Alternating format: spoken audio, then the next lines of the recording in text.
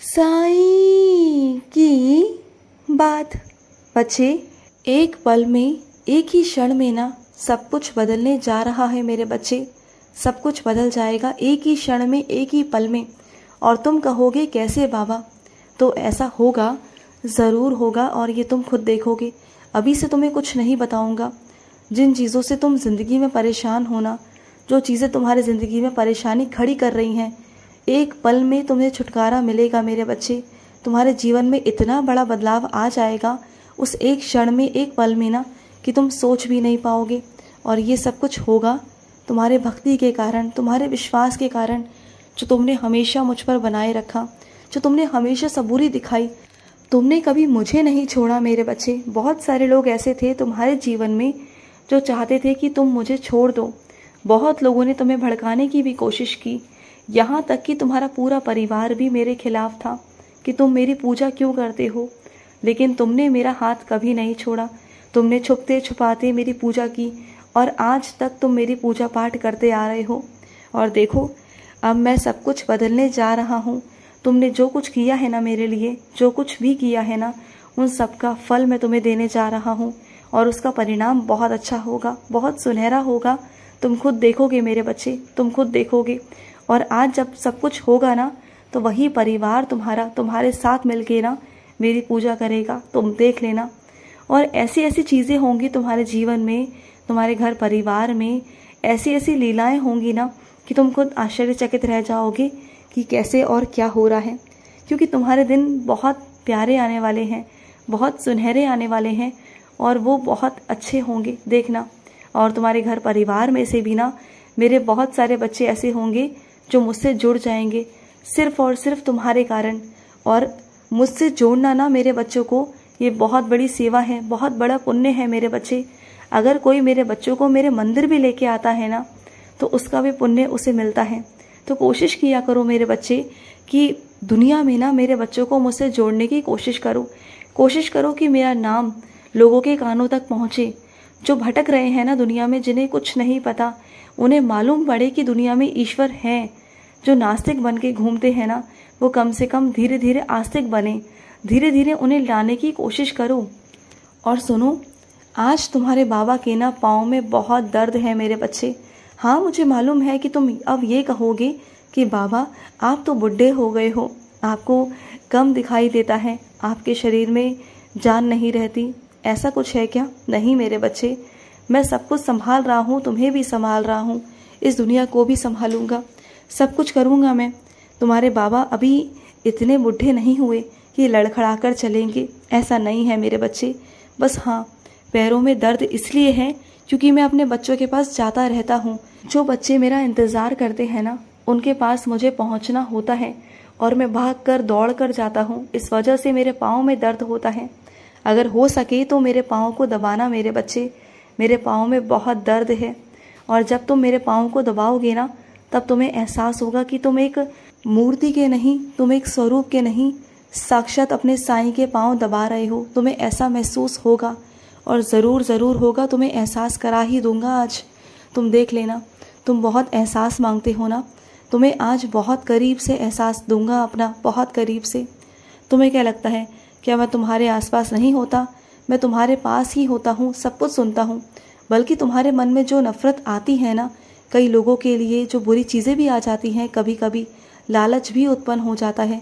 तुम्हें क्या लगता है, क्या मुझे मालूम नहीं पड़ता? मुझे सब मालूम है मेरे बच्चे कि तुम्हारे मन में क्या क्या चलता है और क्या नहीं चलता ना। तुम्हारे मन को पढ़ लेता हूँ मैं।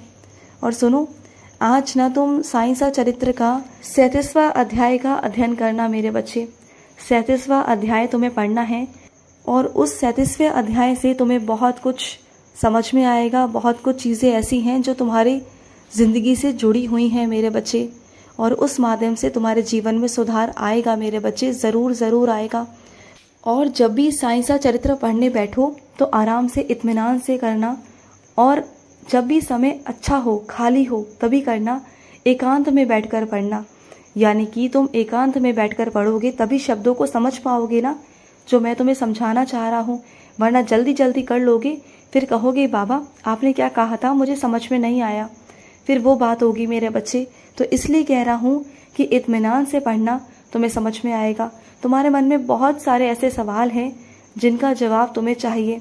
और साईं सा चरित्र ना मेरा चलता फिरता मेरे बच्चे जवाब है मेरे बच्चे। तुम जो भी जवाब चाहते हो ना मुझसे, जो भी चाहते हो, तो मन में सवाल किया करो और साईं सा चरित्र को खोल दिया करो। जो भी अध्याय तुम्हारे सामने आएगा बस समझ जाओ कि तुम्हें जवाब मिल चुका है। और मेरे बहुत सारे बच्चे ऐसा करते भी हैं जिनके लिए ये बहुत फ़ायदा भी होता है, उन्हें सही मार्ग मिलता भी है, उन्हें मैं सही मार्ग दिखाता भी हूँ। तुम भी अपने जीवन में, अपनी आदतों में ये चीज़ डालो मेरे बच्चे। और तुम ना एक छोटी सी भागवत गीता भी अपने पास रखा करो। भागवत गीता से भी तुम्हें बहुत सारे सवालों का उत्तर मिल जाएगा। ये समझ लो भागवत गीता तुम्हारे जीवन का सार है, वो भी पढ़ा करो मेरे बच्चे। ग्रंथ चाहे कोई भी हो, किताब चाहे कोई भी हो ना, तुम्हें ज्ञान की प्राप्ति ही होती है मेरे बच्चे। और कुछ भी कहीं भी लिखा हुआ क्यों ना हो मेरे बच्चे, उसे ज़रूर एक बार पढ़ा ज़रूर करो, क्योंकि लिखी हुई चीज़ हमेशा काम आती है, पढ़ी हुई चीज़ हमेशा काम आती है, विद्या हमेशा काम आती है मेरे बच्चे। और कभी कभी तुम ऐसा कर देते हो, कुछ पर्चियों में बहुत ज़रूरी चीज़ें लिखी रहती हैं, उन्हें बिना पढ़े फाड़ देते हो या फेंक देते हो। तो ऐसा मत किया करो। फेंकने से पहले, फाड़ने से पहले एक बार पढ़ो ज़रूर। ये आदत डालो मेरे बच्चे, और ये आदतें अच्छी हैं। और सुनो, जिन मेरे बच्चों ने अपने घर पर मछलियाँ पाली हुई है ना, उन्होंने मछलियाँ रखी हैं, तो सुनो, उनकी सेवा भी किया करो, उनके लिए साफ़ सफाई भी रखा करो मेरे बच्चे। घर में मछलियाँ पालते हो अच्छी बात है, तुम उनका पेट भर रहे हो ये भी अच्छी बात है, लेकिन पशुओं को पालते हो तो उन्हें साफ़ सुथरा रखना भी तुम्हारी जिम्मेदारी है ना। अगर वो तुम्हारे घर में रहेंगे और बीमार रहेंगे, परेशान रहेंगे, उनकी तरफ तुम्हारा ध्यान ही नहीं जाएगा तो कैसे चलेगा।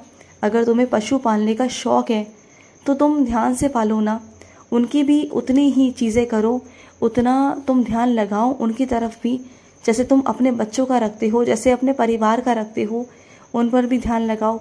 उनकी भी चीज़ें हैं जो पूरी करनी बहुत ज़रूरी होती हैं, साफ़ सफाई बहुत ज़रूरी होती है, तो वो भी करवाओ मेरे बच्चे।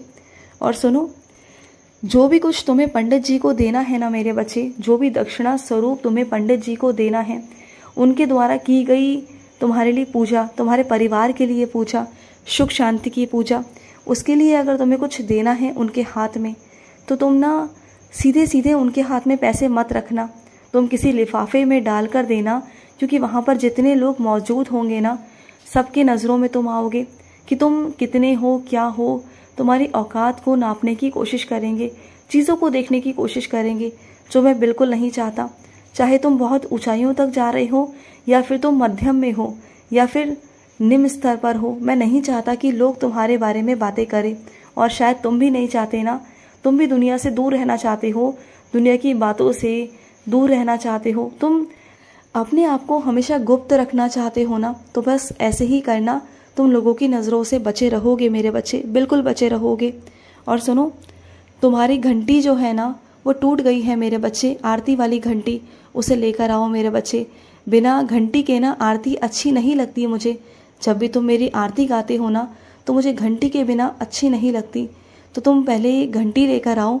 और मेरे कुछ बच्चों को ना ढोलक बजाने का बहुत शौक़ है, तो अगर तुम्हारे पास ढोलक है तो बैठ जाया करो कभी, मुझे भी 2-3 भजन सुना दिया करो ना। तुम्हें इतने सारे भजन आते हैं, तुम ढोलक इतनी अच्छी बजा लेते हो, तो कभी मेरे पास आकर बैठ जाया करो ना, मुझे भी अपने भजन सुनाया करो, मुझे भी अच्छा लगता है मेरे बच्चे। जब तुम भजन गाते हो ना, तुम्हारी मधुर आवाज़ है तो मुझे बहुत अच्छा लगता है। माँ सरस्वती का आशीर्वाद है तुम्हारा गला, तुम्हारा स्वर, तुम्हारी आवाज़ मेरे बच्चे। जो भी सुनता है ना इसे, वो आध्यात्मिक रास्ते की तरफ चल पड़ता है, गहराइयों में चला जाता है और उसे साक्षात दर्शन मिल जाते हैं। इतना आशीर्वाद है तुम्हारी आवाज़ को मेरे बच्चे कि तुम्हारी आवाज़ के द्वारा ना कितने ही बच्चों का उद्धार हो जाता है, कितने ही लोगों को, कितने ही मेरे बच्चों को मेरे दर्शन मिल जाते हैं मेरे बच्चे। खुश रहो और ये सेवा करते चलो, खुश रहो। मेरा बहुत बहुत सारा प्यार। आज का साई संदेश समाप्त हुआ।